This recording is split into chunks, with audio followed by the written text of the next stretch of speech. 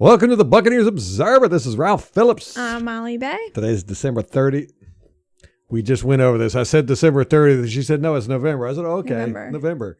It's November 30th. Soon to be December tomorrow was my whole point. Man, this month went by quick. This year, I think. Man, it's gone by. I don't know about that. Very quickly. All right. We got some news for you today and some stuff to talk about. What you got, Molly? The Buccaneers have activated wide receiver Jayden Mickens and running back TJ Logan from the COVID list, but Logan is still on IR. So we could see Jayden Mickens back in week 14. We also put defensive lineman Benning Patoa. Good luck with that. I know. That guy. Vita Light. He was placed on the COVID list. What? How? He's practice squad guy. I don't know. I mean, does he have COVID? Has he been in contact with people? You know, I bet these teams use that COVID list a little surreptitiously, you know, and be like, you can go, oh, they need to put somebody on the list, just to get roster space or whatever, whatever they need. Well, they can do that with IR now because they have to be on IR for 3 weeks. Yeah, but the COVID list is just for like a week, right?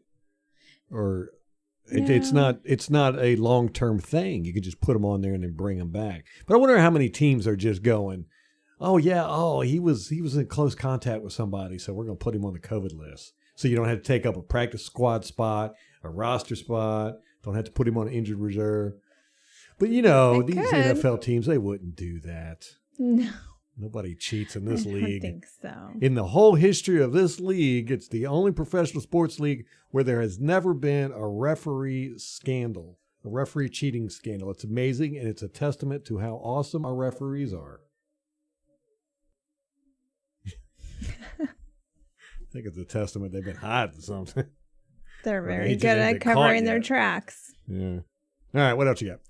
The Buccaneers Week 16 matchup at the Lions has officially been scheduled for December 26th, which is a Saturday at 1 p.m. So we get another December Saturday game. This year, it'll be nationally televised. Sweet. We can blow up to the Lions, man. It's not going to happen. I know. We were watching Twitter and the Buccaneer sphere last night after the loss, and me and you were not that upset about it. We were both like, I expected it. Well, we expected not to lose, but what we were worried about was getting whooped. Yeah. So we were kind of happy with the way the things turned out. At first, we were scared because, the first quarter was kind of rough. But, the team came back, fought hard, played well.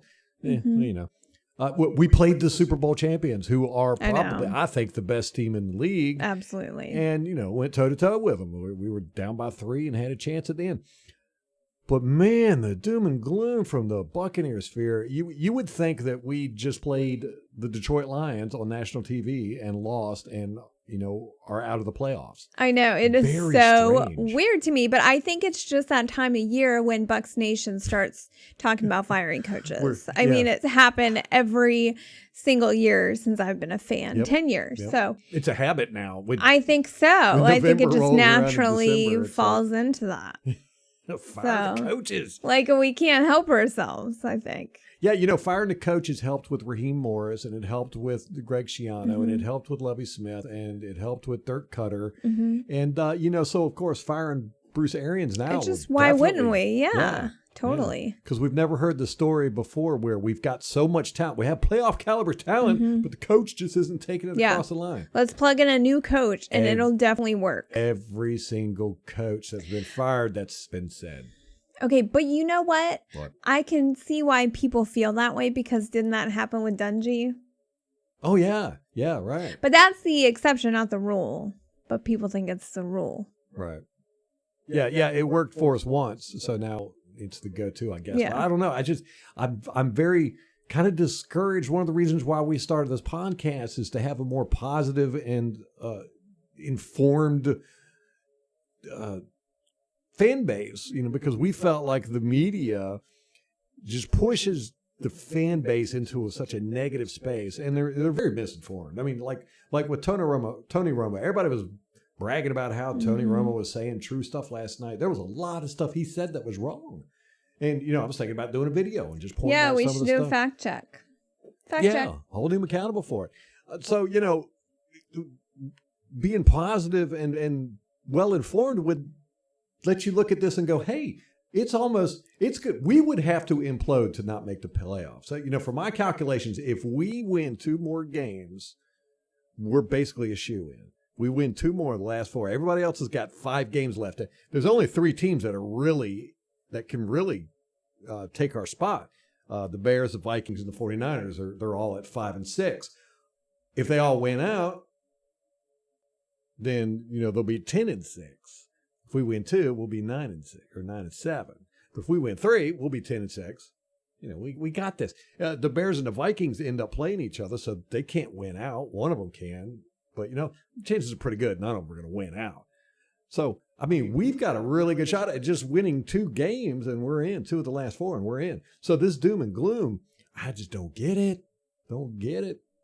Don't understand it. And be more informed. Don't let Tony Romo tell you. He doesn't watch this game film. He doesn't know what's going on. He's talking about we don't do motions a lot, and it's the coach's fault. That was really, really dumb, I thought. It's the quarterback that calls players in motions.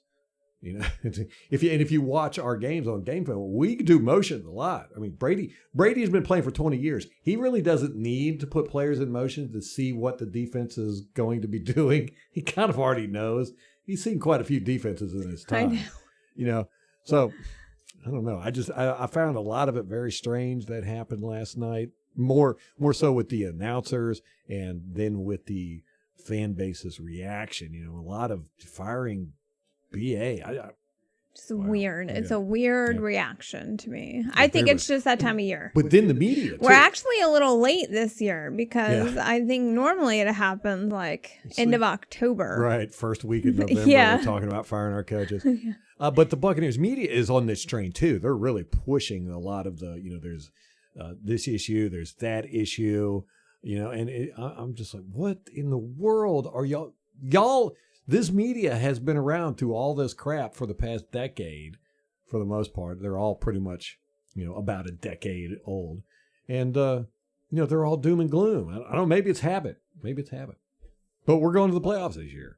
Unless we implode, we're going to the playoffs. And that's being conservative. To think we're only going to win 2 games coming up. We play the Falcons twice. We play the Detroit Lions, who are a cluster of Oh, yeah, they fired their head coach they fired and their GM. Patricia, And we got the Vikings, which they're definitely beatable.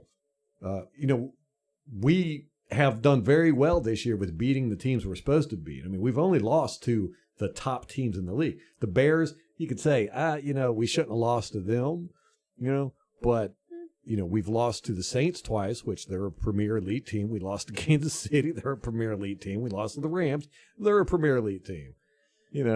So call it what you want. Call it what you will. I just don't get it. Anyhow, we can go on with the news because I'm running my mouth over here. Well, this might make you feel better. The Saints were fined $500,000 and lost a 7th-round draft pick for their maskless celebration in the locker room after their Week 9 victory over the Buccaneers. Eat that W, Jameis. That's right. That's probably why they fined him, because he was in there licking his fingers and touching everything. Yeah, you're in a locker room during a pandemic and you're licking your fingers. Disgusting. Okay, some more positive news. Tackles for a loss. Levante David is 6th in the league right now at 10. Now you go, that's for David, that's about average. We have 7 guys who are in the top 100. There's not another team in the league that has 5. Wow. Yes. Jason Pierre-Paul has 6. Namal Kong-Su has 7. William Golson has 7. Shaquille Barrett has 7. Jordan Whitehead has 9. Devin White has 9. Levante David has 10. Now, it was Greg Schiano that pointed this out to me, and it's kind of like one of those things where you realize it, and then you go, well, I can't believe I never realized it before. But a tackle for the loss is the same as a sack. It's the same thing. If you tackle the runner behind the line of scrimmage, that's equal to a sack. So not only are we sacking people, but we're tackling people for a loss. Rushing yards per game, we're still first in defense with 74.2 going into our bye week. The Saints are right behind us with 76.6 yards allowed in second place. I wonder if it's because they get up so high on teams that then they got to throw it. Yeah, that's a large part of it. They're not that good, is what I'm saying. Yeah. Six defense. Forget them. Yeah. We're sixth in the league for sacks per game with 2.8. Steelers are in first with 3.8. They're way ahead of everybody. We're seventh best in the league for points per game on offense, and we're seventh best in defense for yards allowed per game. Now, this is funny. We're sixth, seventh, seventh. We're right at that 7-point mark, and we're like a 6th, 7th seed in the NFC. I just found that neat. I was like, wait, but this is, the whole league. We're 6th and 7th best. We're first. So, we're up there. Our offensive line's still considered top 10. It's probably top 5. I haven't looked at that. So, anyhow. All right. We're at 11 minutes. You got any more? I like all that positivity. Yeah. Yeah, I just have speaking of positivity, the Ravens-Steelers game. Get my joke there? They're all positive. Oh, I get it. That game was postponed from Tuesday to Wednesday. Are you serious? Per Adam Schefter. It gets better. It's scheduled to kick off at 3:40 p.m. because the NBC is committed to broadcasting the Rockefeller Center Christmas tree lighting ceremony on Wednesday night. So they didn't have time in their broadcast schedule to squeeze it in. Interesting. So we will have Wednesday afternoon football. Yay. That is interesting. Like, that's going to be a very low watched game. I know. Who's going to watch it? Yeah. The Steelers-Washington game, so they were set to match up in Week 13. That has been rescheduled to Monday, December 7th, to give them some time to recover at 5 p.m. The Dallas Ravens Thursday night game is now moved to December 8th. That's next Tuesday at 8:05 p.m. The Ravens had 4 players that were removed from the COVID list today and then 4 that were added. So they haven't had any, they're still at a net 19 or whatever, how many it was. Yeah. And they are under investigation by the league for possible discipline, as are the Broncos for their infractions. Sweet. So there we have it. That's it. That's the news for the day. That's the news for the day. All right. We're going to get a podcast out tomorrow. Oh, we are? Well, we're going to do one Tuesday. Tomorrow's Tuesday, right? Yeah, we'll do one Tuesday night. Talk about the game. Hopefully I can get some game film in. I'm doing the Rams still from week 12 or week 11. So, we got a lot of content coming up for you. We saved a lot of stuff for the bye week. So, we'll have something to do or give y'all something to do. But definitely look for this podcast coming up because I really want to eviscerate some of this media. I'm going after Tony Romo, Dan Orlovsky, Yay. A lot of the local media Dan guys. Orlovsky has turned into a total dick. And Yeah. I'm like, who the hell are you, Dan? Like, you were a 3rd-string quarterback for 2 years. Get out of here. You made me snort. Yeah. So, I'm going to go after them and just, hold them accountable for some of the crap they're saying because they're wrong. They're wrong in a lot of spots. And, we are a good team. We've got our issues. All teams do. But, we stand toe-to-toe with the best in the league, and I'm quite confident we're going to the playoffs and we're probably going to go deep into the playoffs. So, you know what? Stay tuned for that because I'm going to have my argument ready and catch them unawares. Ooh, I like it. All right, guys. Until next time. Go Bucs.